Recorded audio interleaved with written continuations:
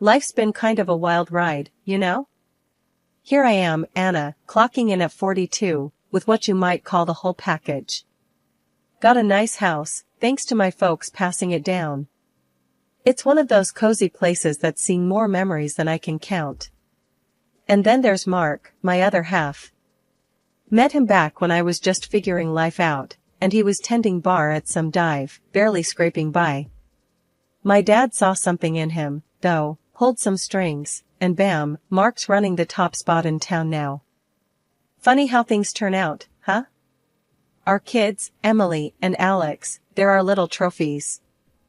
Emily's got her head screwed on tight, always one step ahead, a real spitfire. Alex, he's the quiet storm, always buried in a book or some hobby that's got his brain ticking. I remember when Mark and I decided to shack up.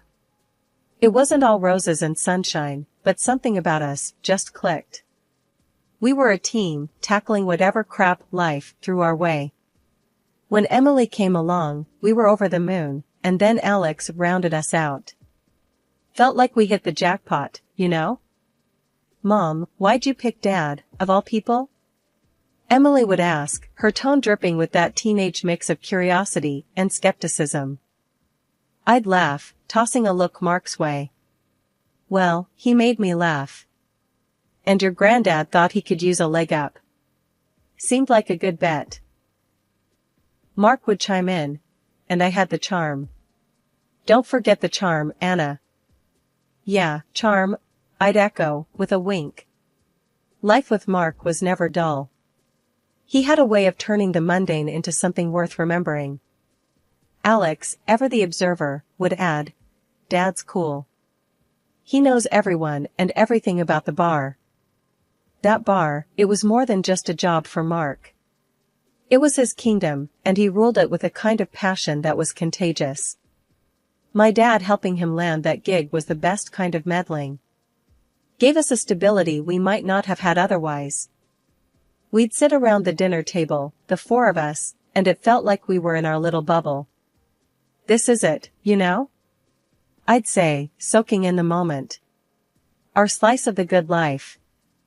And that was us. A bit rough around the edges, maybe, but solid. It was in those moments, amidst the banter and the everyday chaos, that I'd feel this surge of gratitude. For my family, our home, and the life we'd built out of love, laughs, and a whole lot of hard work. It wasn't perfect, but damn, it was ours.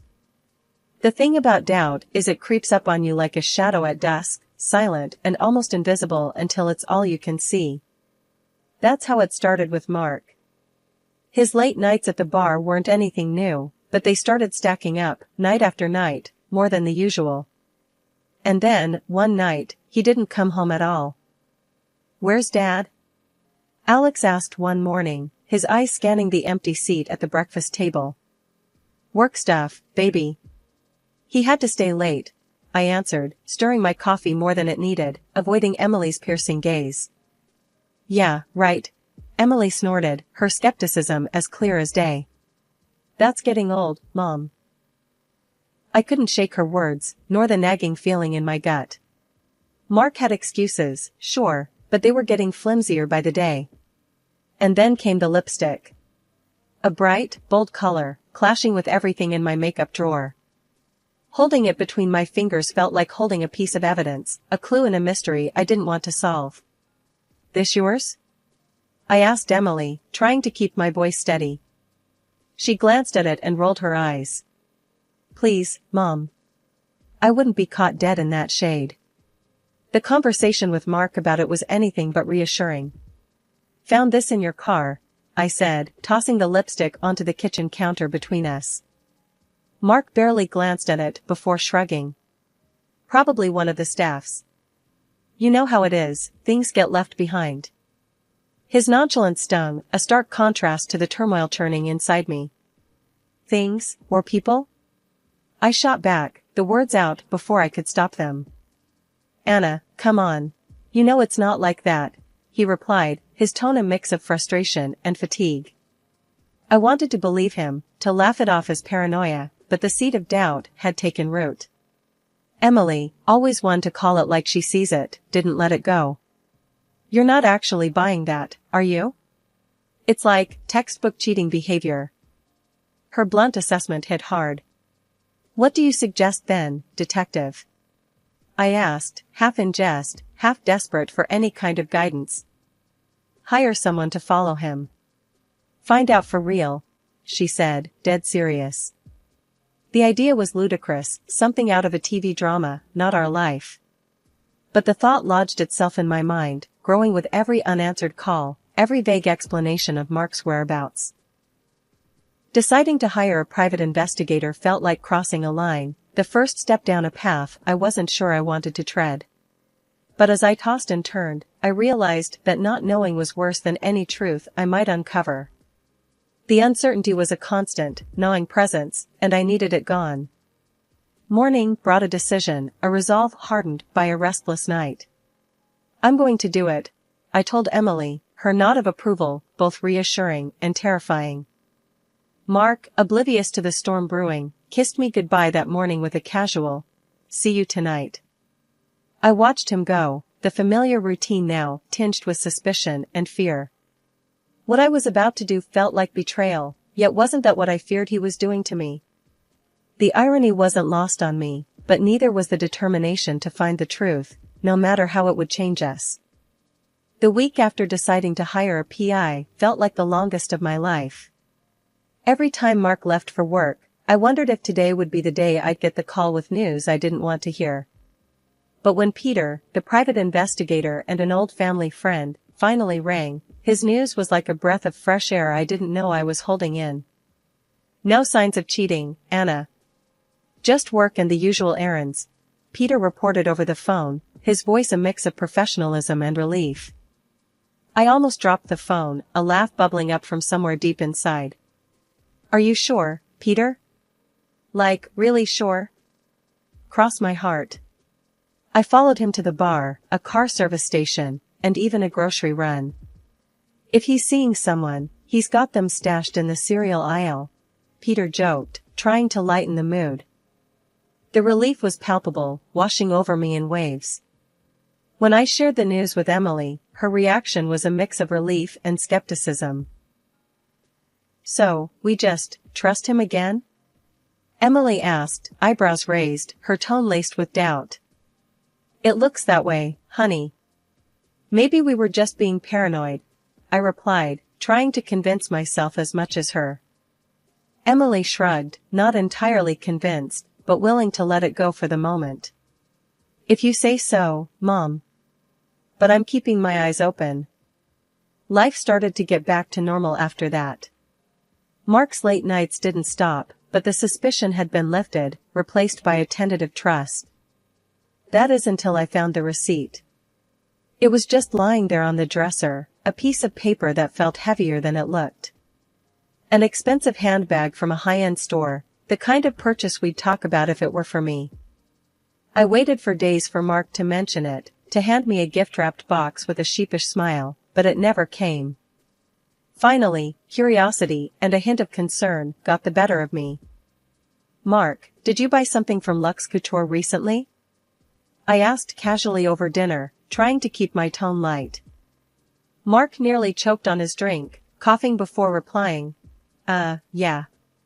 A gift for a client. You know, bar business. I paid with corporate money. The explanation felt off, forced. I nodded, trying to shove down the doubt creeping back in. The ease that had settled over our house after Peter's call was cracking, the receipt a reminder that trust, once questioned, isn't easily rebuilt. The next morning, I made a decision.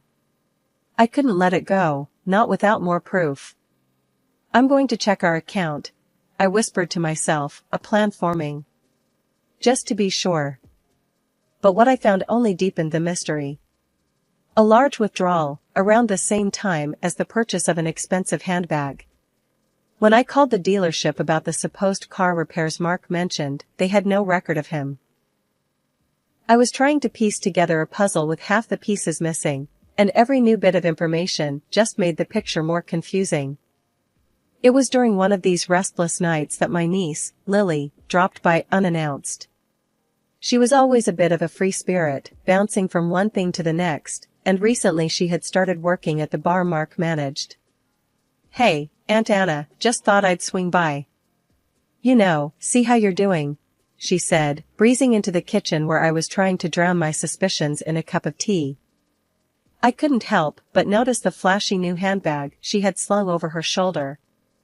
It was hard to miss, considering it looked exactly like the one from the receipt I found. "That's a nice bag, Lily." "Looks expensive," I commented, trying to sound casual.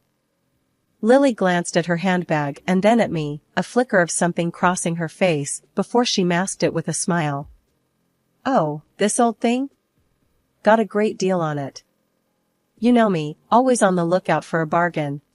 The way she said it, too quick, too rehearsed, set off alarm bells in my head. "Funny," I started, leaning against the counter. "It looks just like one from Luxe Couture. Saw a receipt for something similar. Was wondering who it was for." Her reaction was immediate and telling. She shifted uncomfortably, her gaze darting away. "Luxe Couture? Really? No idea what you're talking about, Aunt Anna. Like I said, got this on sale." The conversation felt like a dance, both of us circling around the truth. I wasn't sure what to believe anymore. "Right, a sale. Just curious, is all," I replied, my mind racing. The coincidence was too big to ignore, and my heart sank as I considered the implications.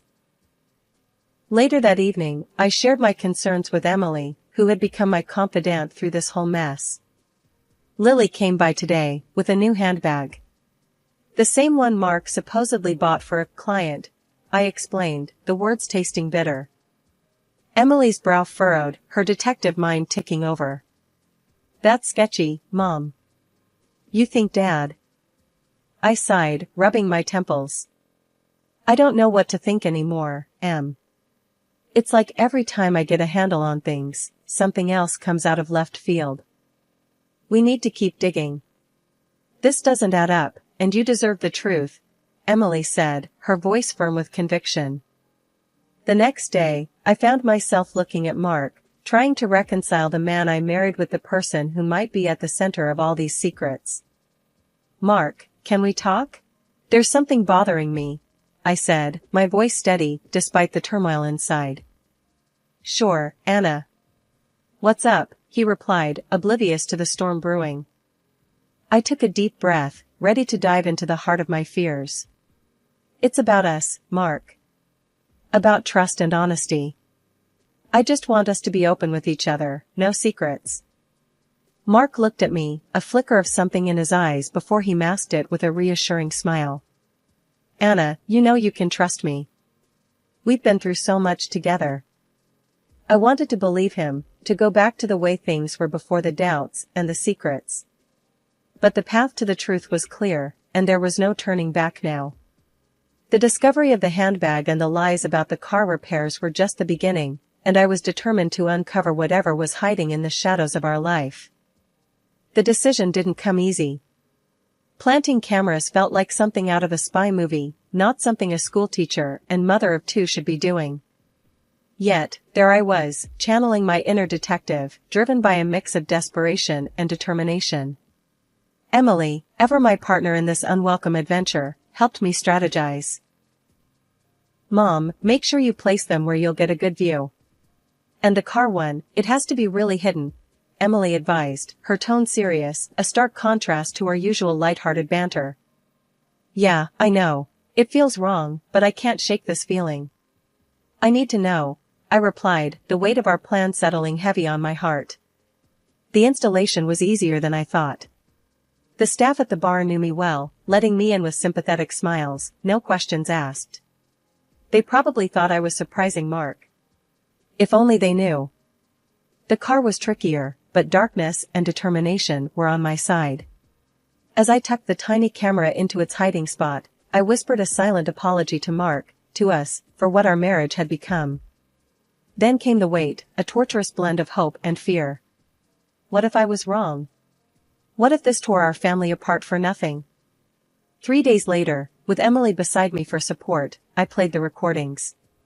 The visuals were damning enough, but it was their laughter that cut the deepest. There they were, Mark and Lily, my niece, in what they thought was their private sanctuary, mocking the life we had built. "Can you believe Anna? So clueless, arranging for you to work here was the best thing she's ever done for us." Lily's voice, sharp and cruel, filled the room. Mark's laughter joined hers, a sound that once brought me joy now twisted into a knife. "Yeah, she's so busy playing the perfect wife and mother, she doesn't see what's right under her nose." The betrayal was one thing, but their disdain, their joy at my ignorance, was something else entirely. It shattered any lingering denial, leaving me with a clarity I wished I never had. I paused the recording, my heart racing, anger and hurt warring within me. Emily's hand found mine, her grip tight. "Mom, I'm so sorry." "What are you going to do?" My mind raced. The man I loved, the father of my children, laughing at me with my own niece. The decision was suddenly clear. First, we're going to see a lawyer. Then, I'm confronting them. This ends now. The road ahead was uncertain, but one thing was clear, I was done being the fool. It was time to rebuild, for me and for my kids. The truth was a harsh mistress, but in its light, I found a strength I never knew I had. The moment I decided to confront Lily, I knew it had to be precise and calculated. I couldn't let my emotions lead, this was about getting the truth, no matter how ugly. So, I waited for her at a spot I knew she'd pass on her way home from work. The look on her face when she saw me was all the confirmation I needed. "Lily," I started, my voice steady. "I know everything. There's no point in lying anymore." Her facade crumbled instantly, tears welling up in her eyes. "Aunt Anna, please, I'm so sorry. I never meant for any of this to happen," she pleaded, her voice breaking. "Save it. I've seen the videos, Lily. You and Mark, laughing at me, thinking you got one over on me." "How long?" I demanded, my tone hard as steel. "It's been 2 years," she admitted, the words barely a whisper. I wanted to end it, I swear, but Mark, he threatened to fire me if I did. My heart sank, but I kept my composure. "You're telling me he manipulated you? Threatened your job?" I asked, making sure to record every word on my phone, hidden in my pocket. "Yes, he said he'd ruin me if I tried to break it off." I felt trapped, Aunt Anna. I didn't know what to do. Lily sobbed, her confession painting a picture of a twisted web of lies and manipulation. "And the private investigator? That was Mark's doing too?" I pressed on, needing to hear all of it. Lily nodded, wiping her tears. "Yes, he paid him off to lie to you, to make you think nothing was going on." "I'm so sorry, Aunt Anna." The recording was enough, more than enough. I turned off my phone and looked at Lily, seeing her not just as the woman who betrayed me, but as someone who'd been caught in Mark's manipulative grasp as well. Without another word, I turned and left her there, her sobs fading into the background. The walk home was a blur, my mind racing with the weight of Lily's confession and the evidence now in my possession. When I got home, I didn't hesitate. I confronted Mark with the evidence, his lies unraveling before his eyes. "It's over, Mark. I want you out. Now," I said, the finality in my voice broking no argument. He tried to explain, to apologize, but it was too late. I was done listening, done believing in the man I thought I knew. Emily and Alex stood by me, their support unwavering. "We're with you, Mom." "All the way," Emily said, her arm around my shoulder. Mark left that night, taking his lies and betrayal with him. As I watched him go, I felt a mix of relief and sorrow. Relief that I was finally free from the deception, and sorrow for the love and trust one had lost. But looking at my children, I knew we'd be okay. We were stronger together, and no amount of betrayal could break the bond we shared. The road ahead would be tough, but with Emily and Alex by my side, I was ready to face it head on. The moment I decided to get legal with Mark and Lily, I knew I needed someone tough, someone who wouldn't let them off easy. I found just the lawyer, a guy known for not pulling punches in divorce court. The day I walked into his office, I laid it all out, bare bones and raw. I want them to pay every last cent they owe for what they've done, I told him, my voice firm, betraying none of the turmoil that had been my constant companion these past weeks. The lawyer, a grizzled veteran of family law wars, nodded, his eyes sharp. We'll go after them hard. Your husband for support and your niece for damages. They won't know what hit em. Good. They think they can mess with my life and walk away? Not happening, I replied, the anger giving my voice an edge. The trial was a circus, each blaming the other like kids caught in a lie. Lily, tearful, tried to pin it all on Mark, saying she was led astray. Mark, ever the charmer, tried to twist the story, making Lily out to be the seducer. Sitting there, listening to them trying to outdo each other in deceit, I felt a cold satisfaction. They were unraveling, and the judge saw right through it. In the end, the judge laid down the verdict like a hammer. Both defendants will pay significant monetary compensation for their actions. Additionally, Mr. Mark will provide child support as mandated, he declared, his voice leaving no room for doubt. Lily's parents, red-faced and silent throughout the ordeal, paid up her part of the fine. Last I heard, they dragged her back to the countryside, hoping to hide their shame and her betrayal far from prying eyes. As for Mark, watching him realize he couldn't charm his way out of this one was a small, vindictive pleasure. The look he gave me, a mix of disbelief and resentment, was all the closure I needed. Walking out of that courtroom, I felt lighter than I had in months. It wasn't just about the money, though that helped. It was about accountability, about making sure they faced the consequences of their actions. Back home, I sat down with Emily and Alex, telling them everything. It's over. The judge made his decision. We can start to move on now, I said, my voice steady. The road ahead would still be tough, but with my kids by my side, and justice served, I felt ready to face it. Mark and Lily's betrayal would always be a part of our story, but it wouldn't define us. We were moving on, stronger and closer than ever. Life after the trial felt like waking up from a long, troubled sleep. The house, once filled with tension and secrets, now buzzed with a new kind of energy, one of hope and renewal. I found myself in the kitchen one morning, the sunlight casting a warm glow over the breakfast nook, with Emily and Alex chatting about their day ahead. Mom, you know what? I think we should paint the living room. Like, really brighten the place up, Emily suggested, her spoon pausing midair. I looked up, surprised by the suggestion, but then it hit me. She was right. You know, that's not a bad idea. What color are you thinking? Something bold. Maybe a sunny yellow or a bright blue. Make it feel new, she replied, her eyes lighting up with the thought. Alex chimed in. Can we get a new couch too? The old one's kinda, well, old. I laughed, the sound more liberating than I'd expected. I think we can manage that. It's time we made some changes around here, huh? Yeah, make it ours again, Emily said, a smile spreading across her face. As we delved into plans for redecorating, I realized this was more than just changing up a room. It was about reclaiming our space, our life, making it reflect who we were now, stronger, closer, and ready for whatever came next. Later that day, as I was sorting through some old boxes, I found a photo album filled with pictures of the kids when they were younger. Flipping through it, the memories came flooding back, not just of the good times, but of the recent struggles too. Hey, look at this, I called out, holding the album open to a page where Emily had chocolate smeared all over her face, and Alex was laughing beside her. They came over, and we all huddled around, laughing and reminiscing. We've been through a lot, haven't we?